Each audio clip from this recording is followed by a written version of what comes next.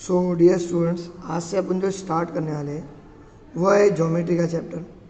और ज्योमेट्री पूरा का पूरा जो स्टार्ट होता वो था ट्रायंगल चैप्टर से स्टार्ट। ठीक है, सिमिलैरिटी ना। उसके अंदर जो अपने को पहली चीज़ पढ़ना है वो है ratio of area of two triangle, मुसल्लिसों के रकबों की निस्बत, ये पढ़ना है। अब कंसिडर करो तुम्हारे पास एक ट्रायंगल है जिसको मैंने क्या बोला, इसका नाम मैं क्या ले रहा, पी क्यू आर ले रहा हूँ। ठीक है, और इसका जो हाइट है, इर्तिफा है, वो मैं क्या ले रहा भाई, एस ले रहा हूँ। और एक दूसरी ट्रायंगल ले रहा मैं जिसका नाम मैं क्या ले रहा, ए बी सी। ठीक है, और इसका जो हाइट है, जो इर्तिफा है, वो क्या ले रहा मैं, डी। अब मुझे क्या करना है, तो पहले ट्रायंगल के एरिया की निस्बत निकालना है दूसरे ट्रायंगल के एरिया से। मतलब पहले ट्रायंगल के एरिया की रकबे की निस्बत निकालने का दूसरे ट्रायंगल के एरिया के रकबे की निस्बत से, पहले ट्रायंगल के एरिया का रेशो निकालने का है दूसरे ट्रायंगल के एरिया के रेशो से। तो मैं यहाँ पे ऐसा लिख सकता क्या, area of triangle P Q R, निस्बत रेशो का मतलब ही क्या होता, division, area of triangle A B C भाई बराबर it will be equal to area of triangle का फॉर्मूला आपको पता है 1/2 बेस इंटू हाइट रहता। मतलब 1/2 कायदा ज़रा इर्तिफा, पहले का कायदा है क्यू आर और इर्तिफा है P S, base Q R height P S, divided bye दूसरे का अगर कायदा और इर्तिफा बेस और हाइट देखे तो दूसरे का जो बेस है वो है बी सी और हाइट है वो है ए डी। मुझे बोलो 1/2 आधा आधा दोनों तरफ है, कैंसिल हो जाता। इसका मतलब area of triangle P Q R divided by area of triangle A B C, मुसल्लस पी क्यू आर का रकबा बटे मुसल्लस ए बी सी का रकबा मसावी है क्यू आर ज़रब P S divided by B C ज़रब ए डी आ रहा है। एक्चुअल में ये है क्या, तो मैं यहाँ पे ऐसा बोल सकता क्या, दो मुसल्लसों के रकबों की जो निस्बत है वो उनके कायदे और इर्तिफा के हासिले ज़रब की निस्बत के बराबर रहती।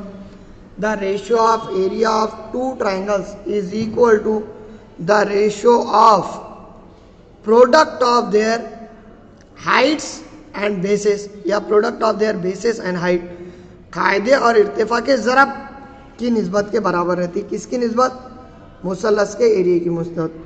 अब एक्चुअल में मैं क्या करूँ, इस पर से एक फार्मूला बना रहा हूँ।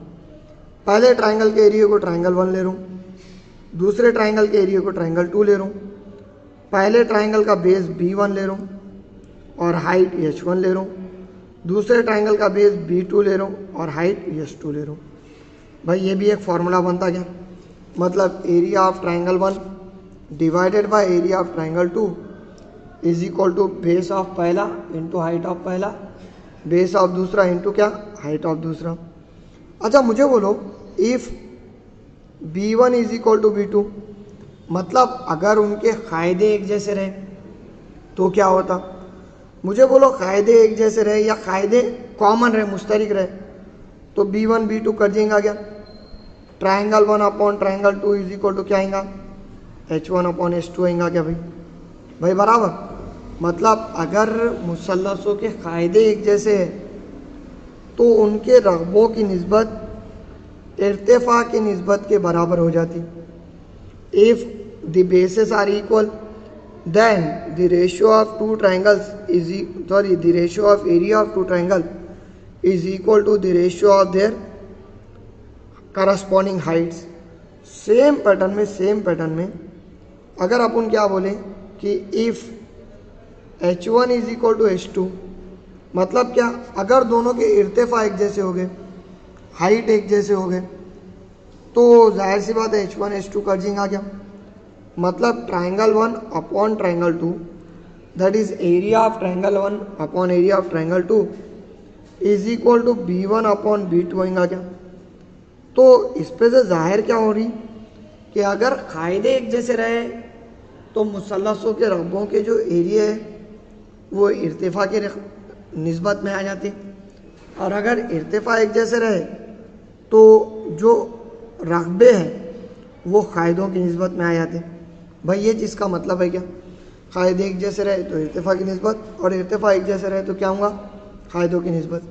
तो इस तरीके से ये पूरा का पूरा थ्योरम है, जिसमें सबसे इंपॉर्टेंट फार्मूला ये है, triangle 1 into triangle 2 is equal to B1 into H1 divided by B2 into H2। ठीक है, अब उसके बाद अपन क्या करने वाले, एक्सरसाइज स्टार्ट करने वाले।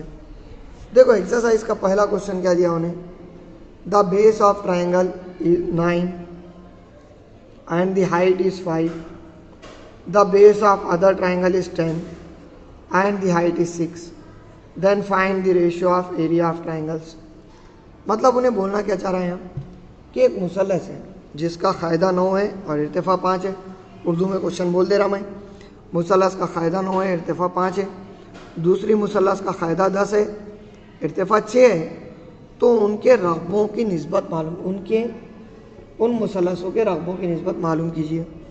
मुझे बोलो, मैं यहाँ पे ऐसा बोल सकता क्या, हियर यहाँ पे B1 इज इक्वल टू कायदा बोले तो B1 base 9, H1 is equal to इर्तिफा दैट इज 5 बराबर।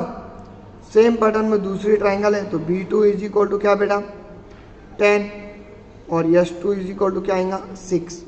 भाई बराबर है क्या, B1 H1 B2 H2 आ गया। अब उसके बाद मैं ऐसा लिख सकता कि यहाँ पे एरिया ऑफ रेशो ऑफ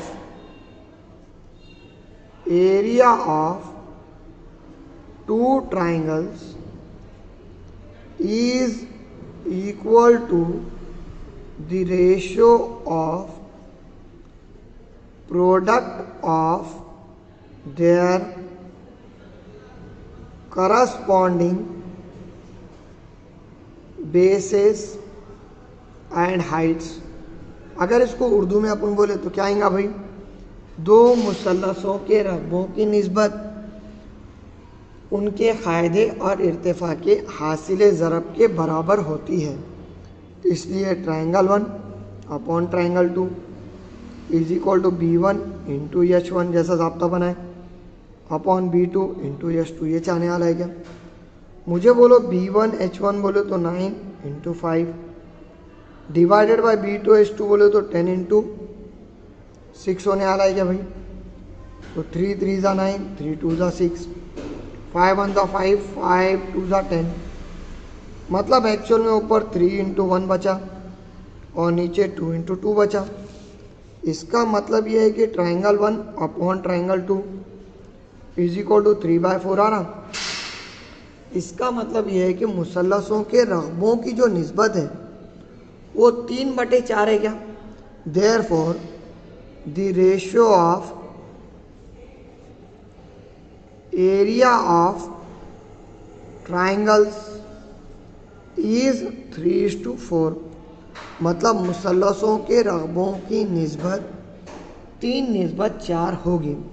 तो ये टाइप में आपको पूरा क्वेश्चन सॉल्व करने का है बेटा। ये क्वेश्चन एग्जाम में बहुत बार आता, क्यों तो ये एक्सरसाइज का मेरे ख्याल से ये चेकलोता है सबसे इम्पोर्टेंट क्वेश्चन है, बाकी तो खैर चिल्लर चालर क्वेश्चन है। नाउ सेम पैटर्न में आओ क्वेश्चन नंबर 2 पे। देखो क्वेश्चन नंबर 2 तो और भी ईजी है। In the given figure AD perpendicular to AB, BC perpendicular to AB लिखा नहीं, ऊपर लिखे वाला है। BC इज इक्वल टू 4 और AD is equal to 8। Then find the area of triangle ABC divide by area of triangle ADB। मतलब क्या है बेटा इसका कि यहाँ पे दो ट्राइंगल है, उर्दू में बोल रहा हूँ मैं कि दी हुई शक्ल में BC उमूद है AB पे, AD उमूद है AB पे। BC मसावी 4, AD मसावी 8 हो तो मुसल्लस ABC का रकबा बटे मुसल्लस ADB का रकबा निकालिए। बेटा अब भी मैंने तुमको क्या पढ़ा कि दोनों ट्राइंगल के जो एरिया रहते उसकी निस्बत जो रहती वो उनके बेस हाइट कायदा और इर्तिफा की निस्बत के बराबर आती, हासिल ज़रब के बराबर आती। बेटा मैं यहाँ पे क्या करता, थोड़ा ट्राइंगल अलग अलग बनाता। अगर अपन ने ट्राइंगल अलग अलग बनाए, वैसा तो ये दोनों के अंदर बेस एक जैसा है, उसका इस्तेमाल करके भी कर सकते हैं अपन। मैं थोड़ा ट्राइंगल अलग अलग इसलिए बना रहा कि थोड़ा समझने में और आसानी हो जाती है अपने में। भाई ये टाइप में ट्राइंगल अलग अलग बनने वाले क्या, ए डी बी, ये 4 है और ये क्या है 8 है। अब मुझे बोलो यहाँ पे सबसे पहले तो आप स्टेटमेंट क्या लिखी हैं कि the ratio of area of two triangle is equal to the ratio of area of their, the ratio of product of their corresponding base and height. दो मुसल्लसों के रकमों की निस्बत उनके कायदे और इर्तिफा के हासिल ज़रब की निस्बत के बराबर होती है। इसका मतलब area of triangle A B C बटे area of triangle A D B is equal to, बेटा पहले का कायदा ए बी है, इर्तिफा बी सी है, मतलब ए बी ज़रब बी सी बटे, अब यहाँ पे भी जो 90 डिग्री को लग के रहता ना बेटा, उसमें से एक कायदा और एक इर्तिफा रहता। जनरली जो खड़ा साइड है वो इर्तिफा कंसिडर होता और जो आला साइड है वो कायदा कंसिडर होता। तो बेस क्या होगा बेटा ए बी और हाइट क्या होगा तुम्हारा ए डी। जनरली जो आला साइड है वो बेस रहता और खड़ा साइड क्या रहता, वो हाइट रहता। अब मुझे बोलो दोनों में ए बी है, कैंसिल। बेटा तुम्हारे पास बी सी 4 दिया वाला है, ए डी 8 दिया वाला है, 4 एक 4, 4 दूनी 8। तो इसका मतलब area of triangle A B C बटे area of triangle A D B it is equal to 1/2 आ रहा क्या। और यही अपने को फाइंड आउट करने का था।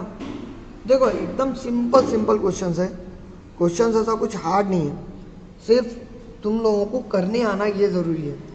बेटा अगर ये क्वेश्चन में कुछ भी डाउट है तो पूछो। अब आओ उसके बाद क्वेश्चन नंबर 3 पे। ये थोड़े अलग टाइप का क्वेश्चन है, वैसा क्वेश्चन बहुत ईजी है, सिर्फ इसको सॉल्व करने का मेथड थोड़ा अलग है। In the adjoining figure P S perpendicular to Q R, मतलब ये जो पी एस है वो क्यू आर को बढ़ाए वाला है, उस पर परपेंडिकुलर है। Q T perpendicular to P R, Q R 6 है, पी एस 6 है और पी आर टोटल 12 है। तो अपने को क्या फाइंड आउट करने का, क्यू टी फाइंड आउट करने का। अगर उर्दू में बोले तो दी हुई शक्ल में, मुकाबिल की शक्ल में, पी एस उमूद है क्यू आर पे, क्यू टी उमूद है पी आर पे। अगर क्यू आर मसावी 6, पी एस मसावी 6, पी आर मसावी 12 हो तो क्यू टी मालूम कीजिए। अभी तक जो चैप्टर स्टार्ट करें अपन, उसके अंदर मुसल्लसों के कायदे और इर्तिफे ये 4 है।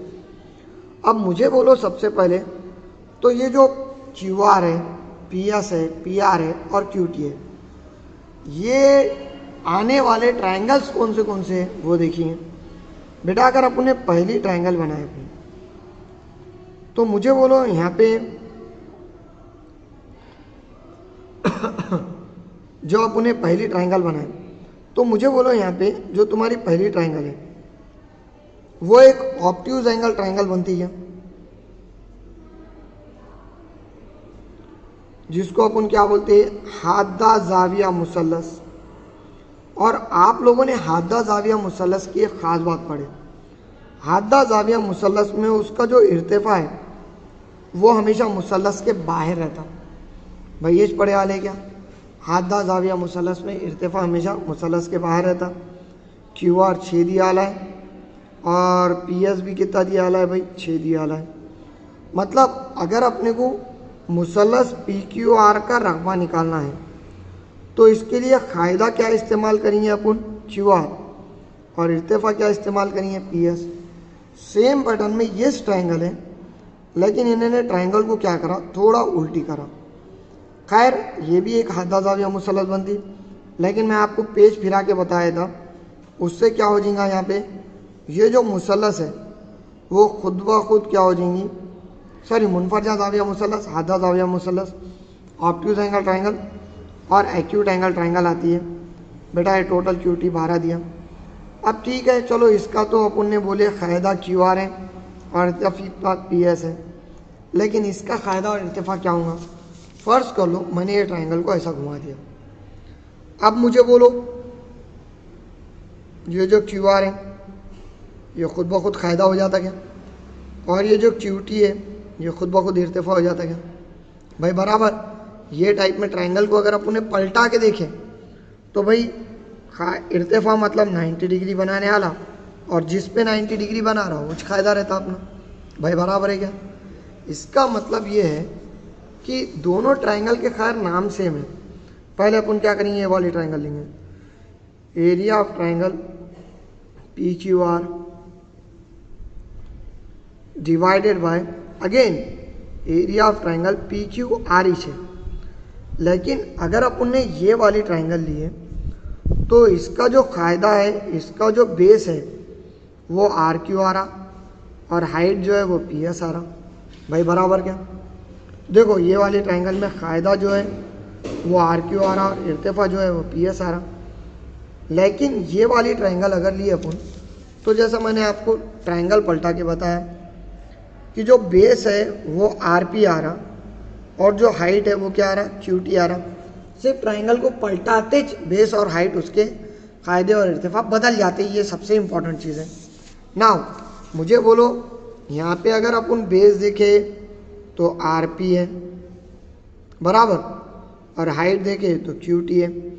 बेटा ये एक ही ट्राइंगल के बेस और हाइट है, इसकी वजह से पी क्यू आर कैंसल, 1/1 इंगा क्या इधर, it is equal to R Q 6 P S भी 6 डिवाइडेड बाय आर पी कितना है भाई 12, क्यू टी कितना है मालूम करने का एज इट इज़, 6 1 6 6 2 12, 2 1 2 2 3 6, तो 1/3 इज इक्वल टू 3/QT आएगा क्या बेटा? अगर sorry 1/1 is equal to 3/QT आएगा। और जाहिर सी बात है अगर अपन ने क्रॉस मल्टीप्लिकेशन करें तो QT इज इक्वल टू क्या आएगा 3। तो इस तरीके से अपने को क्या करने का, यहाँ पे जो तुम्हारा ट्राइंगल है उसका बेस और हाइट मालूम करने का है। बेटा ये क्वेश्चन बहुत इजी है, सिर्फ इसके अंदर अपन ट्राइंगल पलटाने की वजह से इसके फ़ायदे और इर्तिफे चेंज हो रहे, ये तुमको याद रखना है। ठीक है बेटा, अब ये हुए बात, आओ क्वेश्चन नंबर 4 पे। क्वेश्चन नंबर 4 भी तुम्हारा सेम पैटर्न का है। In the adjoining figure AD is parallel to BC, मतलब ये जो AD और BC पैरेलल है, तो अपने को उन्होंने क्या बोला, एरिया ऑफ ट्राइंगल ABC और एरिया ऑफ ट्राइंगल BCD, ये दोनों का रेशियो निकालो बोला। भाई बराबर। अब बेटा कभी भी याद रखना, पैरेलल लाइन में जितने भी परपेंडिकुलर लाइंस आते उनका हाइट हमेशा कैसा रहता, सेम रहता।